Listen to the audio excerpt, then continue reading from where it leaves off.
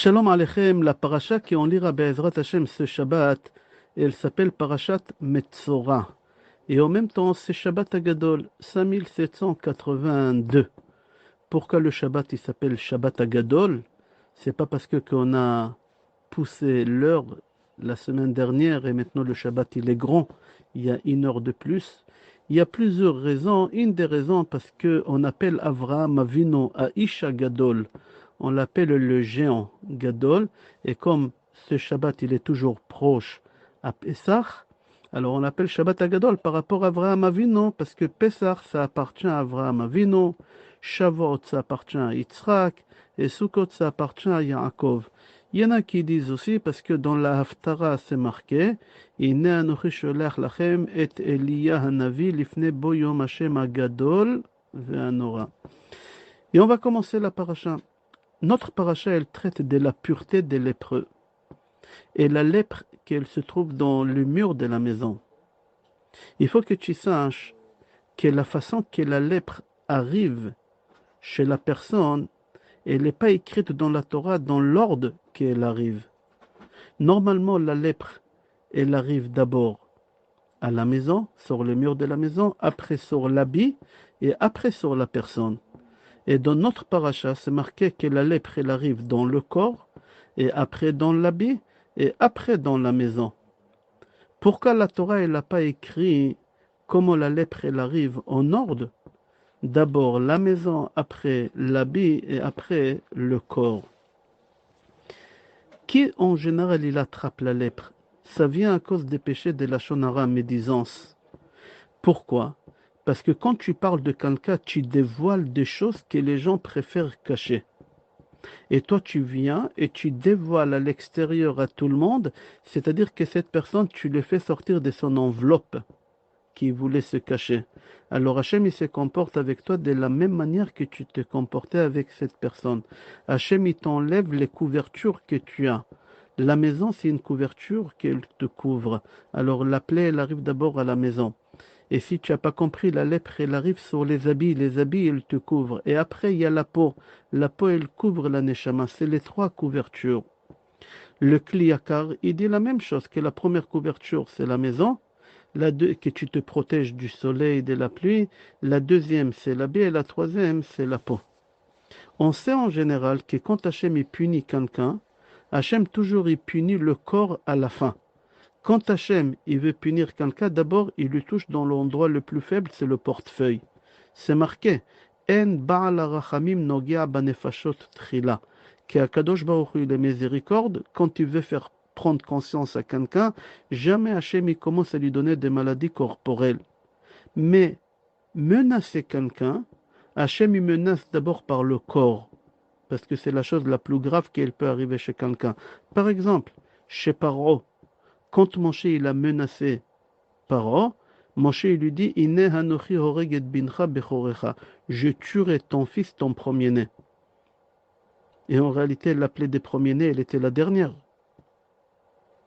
Alors, j'ai pas répondu sur la question pourquoi dans la Torah c'est marqué à l'envers, d'abord le corps, après l'habit, après la maison.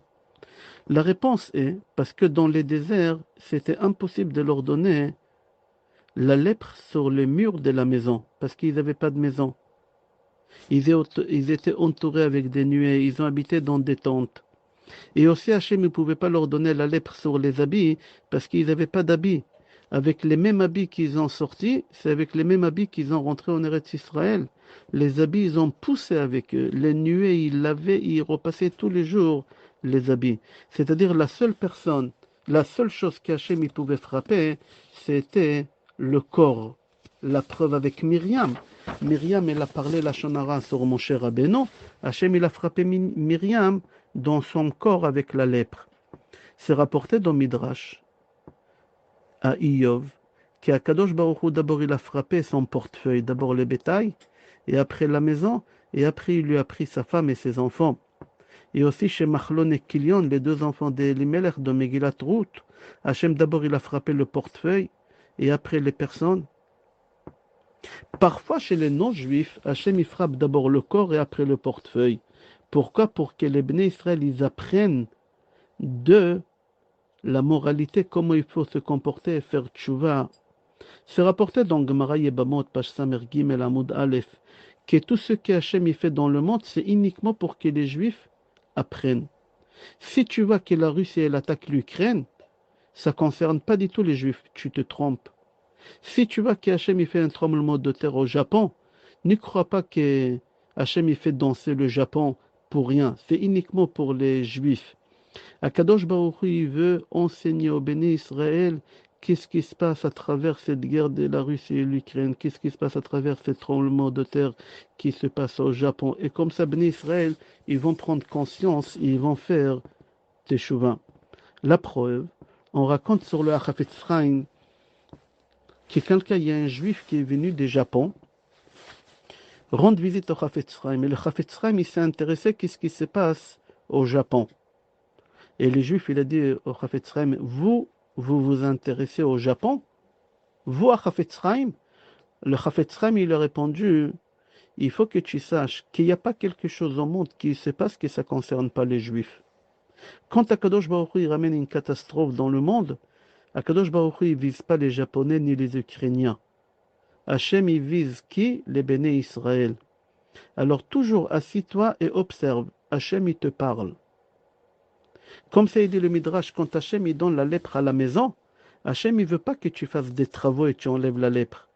Hachem il veut que tu intériorises et que tu comprends que la prochaine étape, c'est ton corps.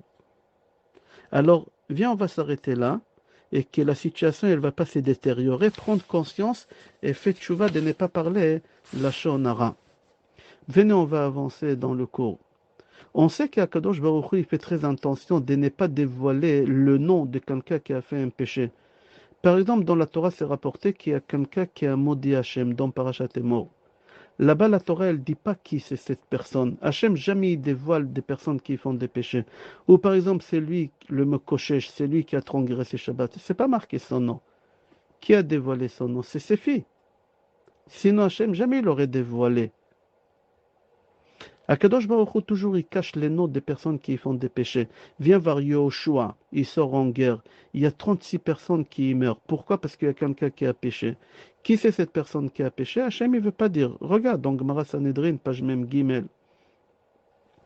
Encore, Adam Arishon, il a fauté, il a mangé de l'arbre. La Torah, elle ne nous écrit pas de quel arbre il a mangé. Dans Gemara Brachot, page même, c'est rapporté plusieurs avis de quel arbre. Mais la Torah elle-même, jamais il a mentionné le nom de l'arbre. Et aussi, quand on lapide quelqu'un au tribunal, qu'est-ce qu'on fait avec la pierre qu'on a lapidée? On l'enterre pour que les gens ne disent pas, ah, voilà la pierre qu'on a lapidée, telle personne et telle personne. Et aussi l'âne, l'ânesse de Bilam. Akadosh Baruch Hu, il a dit qu'il faut la lapider. Pourquoi? Pour qu'on ne fasse pas honte à Bilam après qu'il va mourir. On va dire, ah voilà l'ânesse de Bilam avec qui il a eu des relations. La pauvre cette année, on doit la tuer pour protéger quelqu'un. Oui, Hachem jamais il veut dévoiler quelqu'un. Il y a un seul endroit que la Torah elle fait une exception. Et la Torah, elle nous découvre quelqu'un qui a fait un péché. Et tout ça pour qu'on fasse attention, c'est Myriam, la sœur de Moshe Rabbeinu. Comme ça c'est rapporté dans Parashat Kitetse, chapitre 24, pasuk tet. Zachor et asher asa Adonai Elohecha le Myriam baderech betzetre mimitzrayim. On doit se rappeler tous les jours de ce qu'Hachem il a fait à Myriam quand on est sorti d'Égypte. Là, la Torah nous écrit le nom et l'endroit où elle a péché.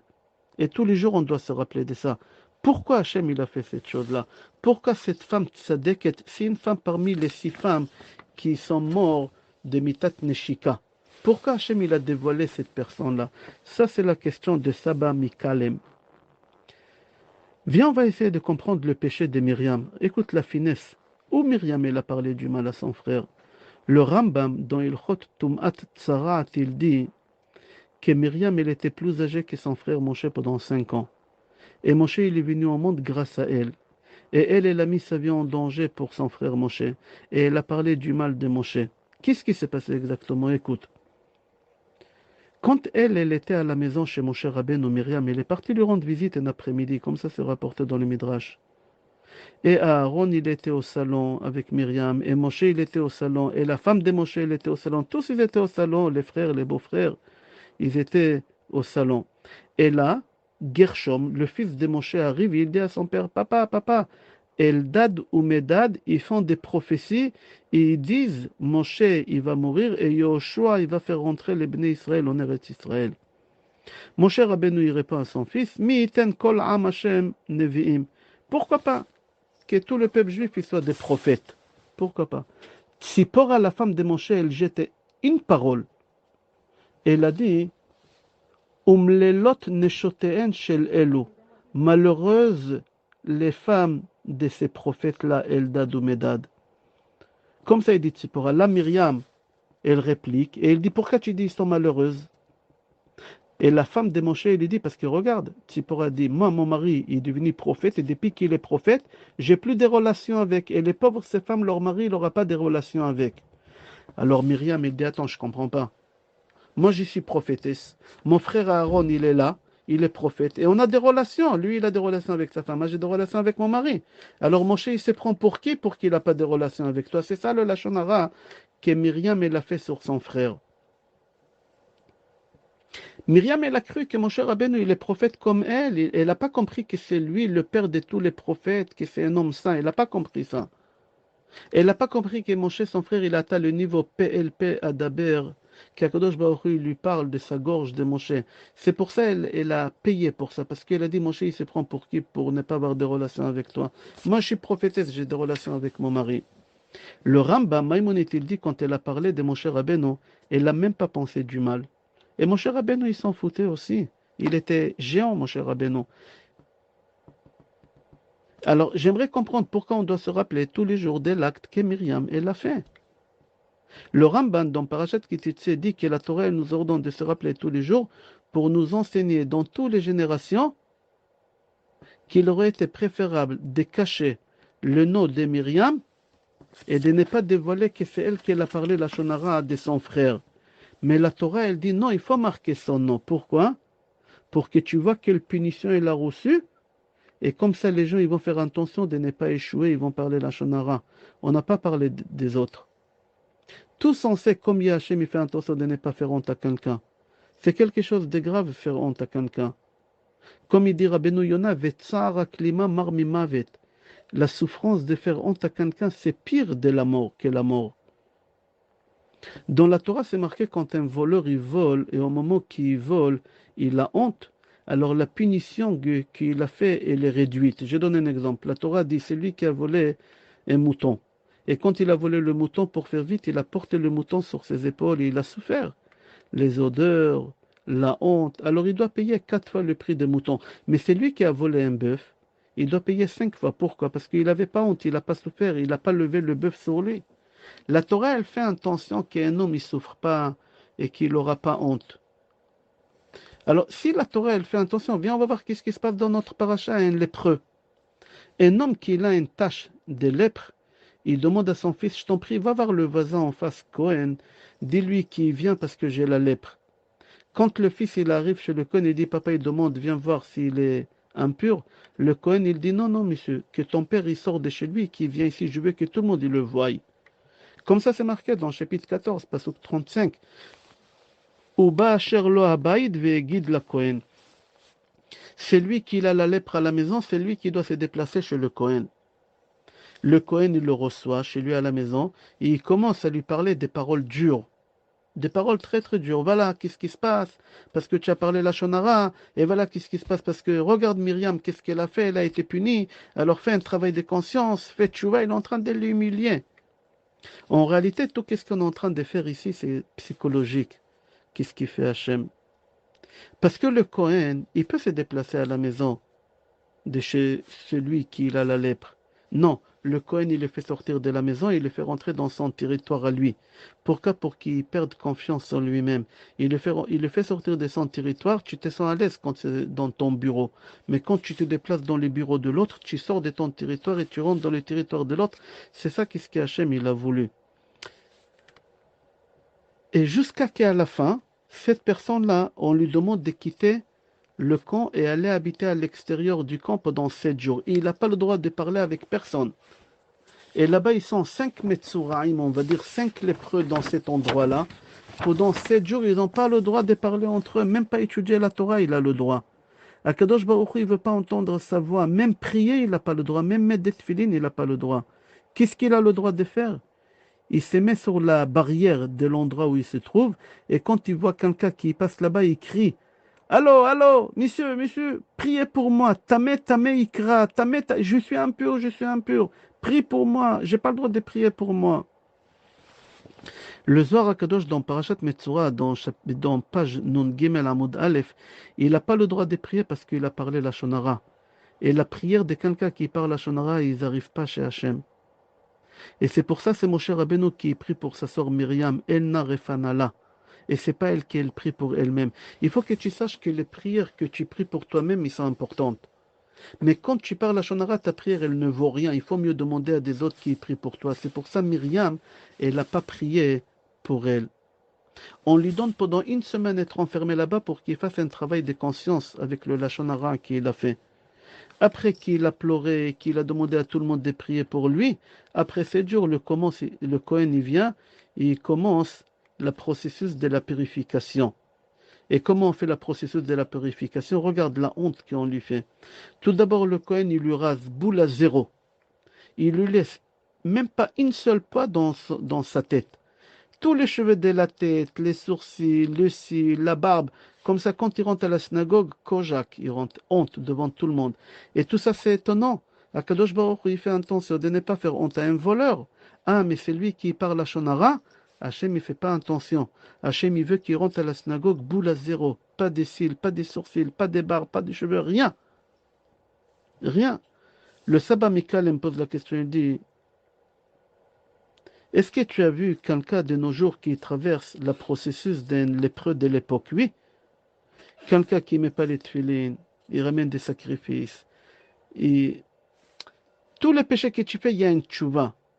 Mais Metzora, il doit quitter la maison, il perd sa maison, il perd l'habit, il quitte le cran, il n'a pas le droit de prier, il n'a pas le droit de rien du tout, il n'a pas le droit d'étudier, il perd ses cheveux. Et il doit ramener 3 sacrifices. Il dit, le Sabbat Mikalem, il faut que tu saches, pourquoi autant de choses pour les lépreux?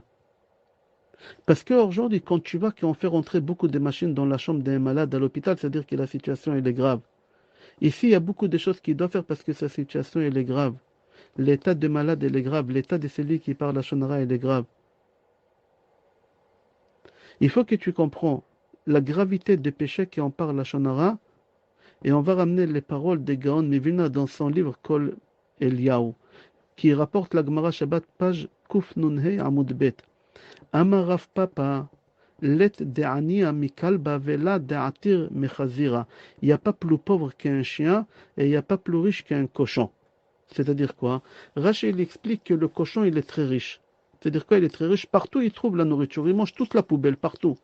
Mais le chien il est pauvre. Pourquoi? Parce que dans tous les endroits où il arrive, on le chasse. Vois un chien qui arrive devant une boucherie, on le chasse. Il est pauvre.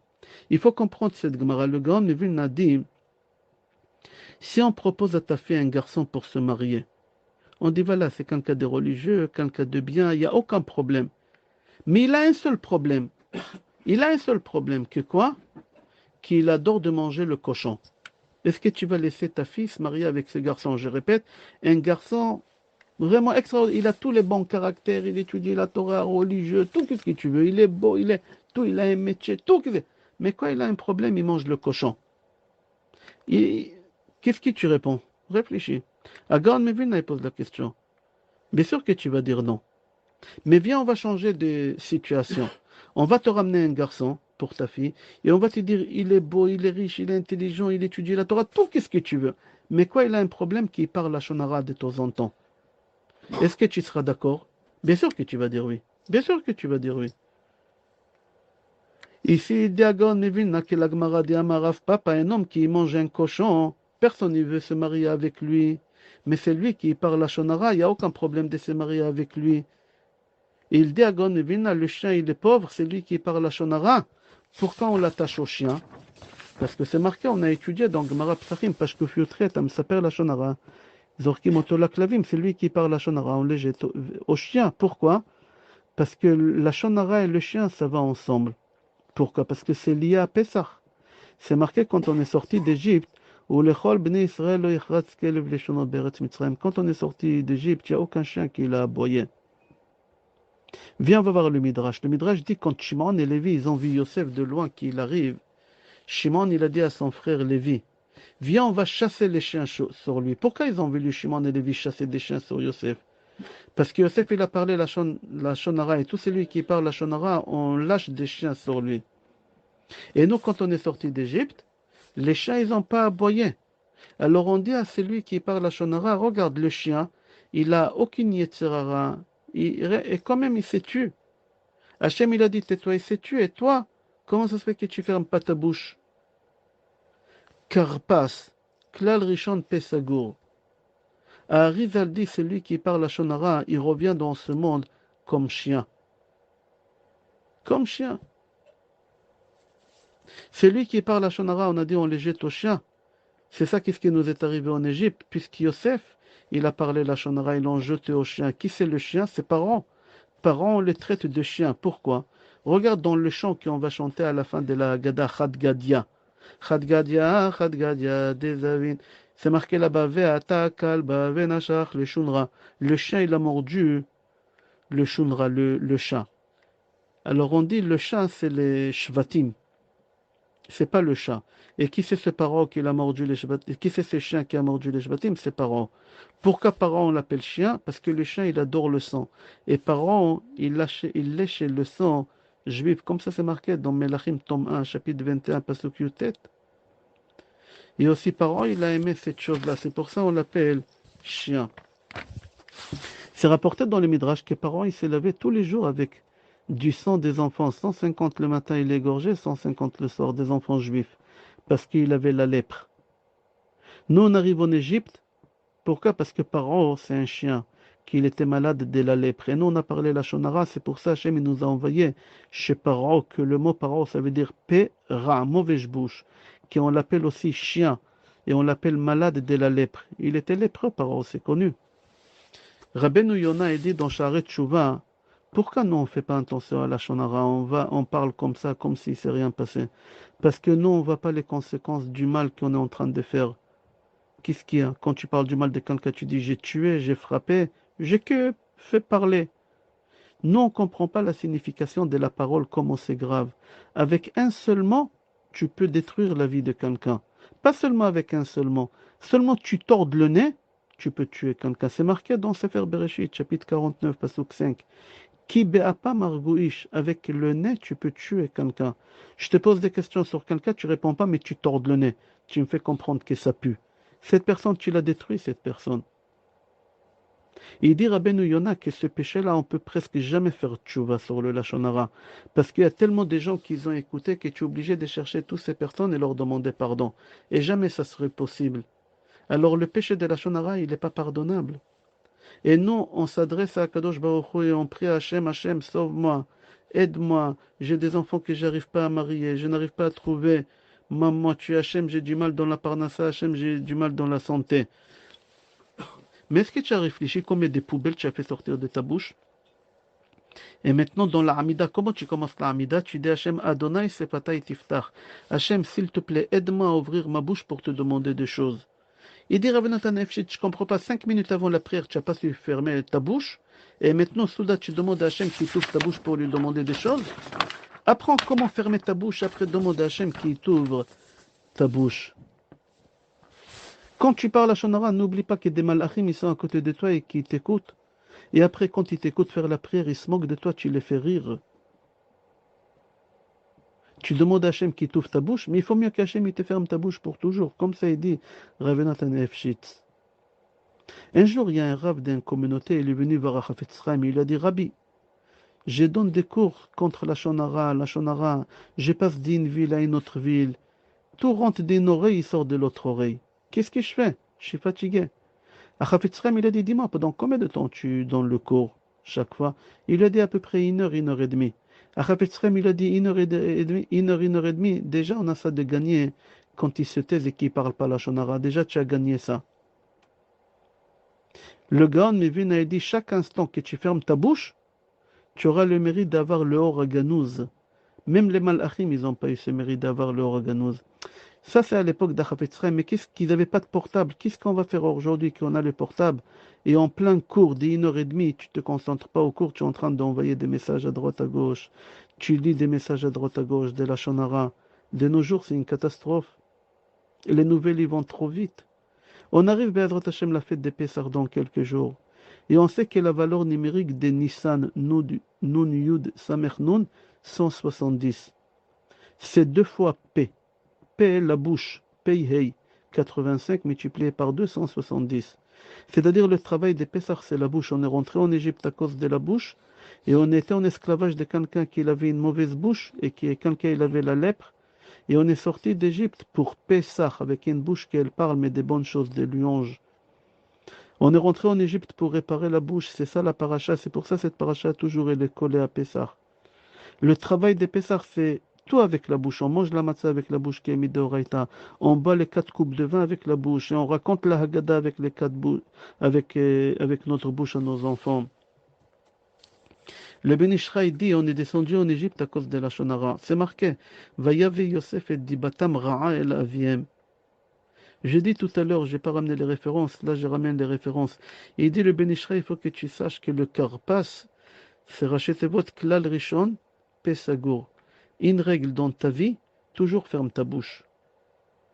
Pourquoi on prend le karpas? Puisque d'après la halakha, on peut prendre n'importe quel aliment pour faire karpas. Non, karpas, ça veut dire karpasim.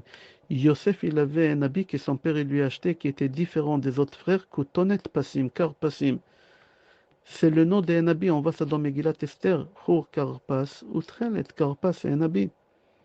Et on trempe dans de l'eau avec du sel. Pourquoi? C'est les larmes qu'il a fait couler Avraham Avinu, son grand-père qui était encore vivant, Yitzhak Avinu, pardon, Yitzhak Avinu qui était encore vivant, et Yaakov Avinu, son père.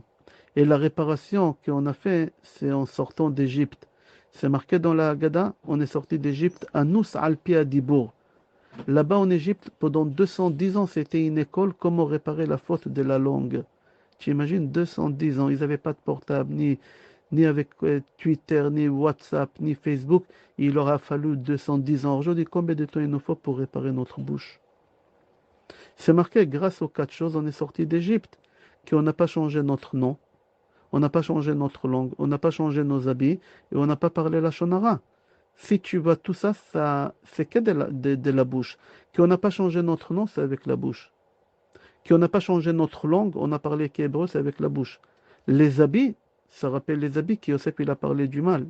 Et on n'a pas parlé la shonara. Tout ça, Hachem, il veut qu'on apprend comment réparer la bouche. Et on s'aime entre nous, et on a le kavod entre nous. Et comme ça, on aura, Be'ezrat Hachem, le mérite que cette année, Be'ezrat Hachem, on ira tous au Beth Amikdash, à Yerushalayim, Be'ezrat Hachem, et rapporter là-bas l'agneau pascal, Be'ezrat Hachem. Et qu'Eliyahu Navi va venir nous annoncer la Géoula, comme on va lire dans la Haftara.